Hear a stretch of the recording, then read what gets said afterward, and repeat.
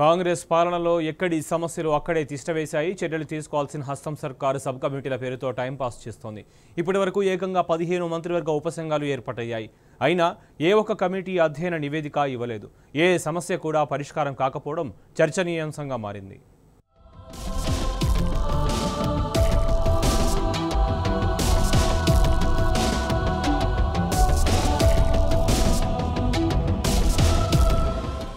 రేవంత్ రెడ్డి ప్రభుత్వం కొలువుదీరిన తర్వాత కనీసం ఒక్కటంటే ఒక్క సమస్యకు శాశ్వత పరిష్కారం రావడం లేదని జనం తలలు పట్టుకుంటున్నారు. వైఫల్యాలను కప్పిపుచ్చడానికి గత పాలనని ఆడిపోసుకోవడం, కమిటీలంటూ కాలయాపన చేయడం మినహా జరుగుతుంది ఏమీ లేదు. గతంతో పోలిస్తే ఇంతకన్నా రేవంత్ సర్కారు చూపిన మార్పు అయితే దుర్బిని పెట్టి వెతికినా దొరకడం లేదు.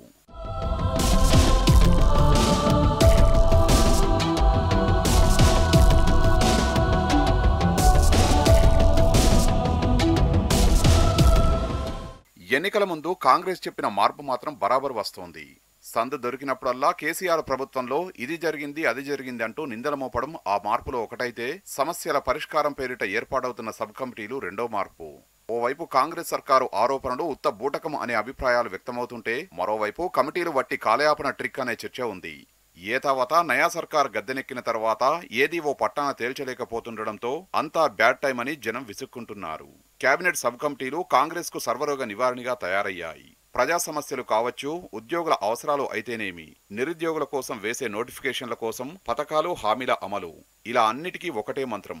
వీళ్ళందరిలో కాంగ్రెస్ ప్రభుత్వం ఎందరిని ఏ దరికి చేరుస్తుందో తెలియదు గాని ఇప్పటి వరకు ఒక 15 సబ్ కమిటీలను మాత్రం వేసింది. కాగా ఏ ఒక్క కమిటీ ఇంకా పూర్తిస్థాయి నివేదికను ప్రభుత్వానికి అందించలేదు.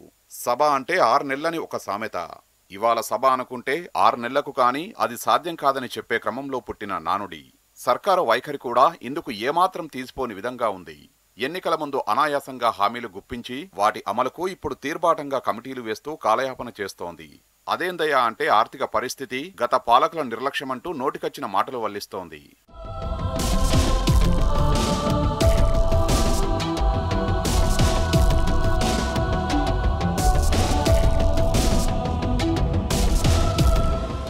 ప్రభుత్వం ఏర్పాటు చేసిన ఆ కమిటీల కథా కమామీషు ఒకసారి చూస్తే, ధరణిపై అధ్యయనం కోసం 5 సభ్యులతో ఒక కమిటీ వేశారు.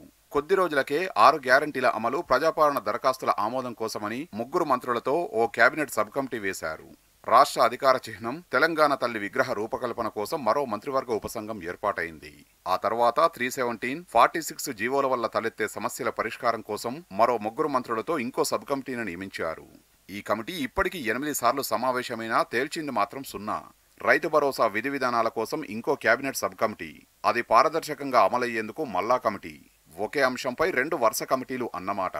ఉప ముఖ్యమంత్రి బట్టి విక్రమార్క అధ్యక్షతన మంత్రులు తుమ్మల, శ్రీధర్ బాబు, పొంగులేటి సభ్యులుగా ఏర్పడిన రైతు భరోసా కమిటీ వాస్తవానికి జూలై 15వ తేదీలోగా నివేదిక అందించాల్సింది. కమిటీ ఇచ్చే ఆ రిపోర్టును శాసనసభ ముందుంచి మార్గదర్శకాలు రూపొందిస్తామని ప్రభుత్వం చెప్పిన విషయం తెలిసిందే. కానీ అదేదీ జరగలేదు. కాగా రైతు భరోసా ఎప్పుడెప్పుడా అని రైతులు ఆశగా ఎదురుచూస్తున్నారు.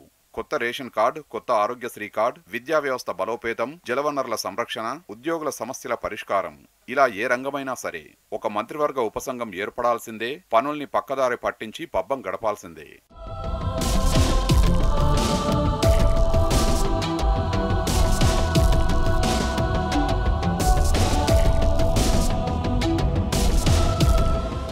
నీటిపారుదల శాఖలో తెలంగాణలోని రిజర్వాయర్ల నిల్వ సామర్థ్యం పునరుద్ధరణ కోసం మంత్రులతో కూడిన కమిటీ ఒకటి ఏర్పాటైంది.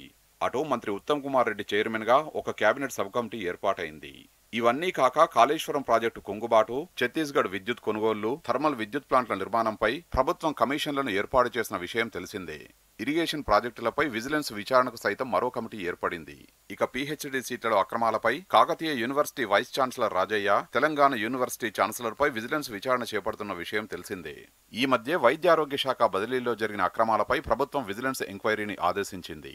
ఇలా ఇదమిద్దంగా ఏదీ తేల్చకుండా కమిటీల మీద కమిటీలు వేస్తూ జన సామాన్యానికి ఏం మెసేజ్ ఇవ్వాలనుకుంటున్నారో ప్రభుత్వానికే తెలియాలంటున్నారు పరిశీలకులు.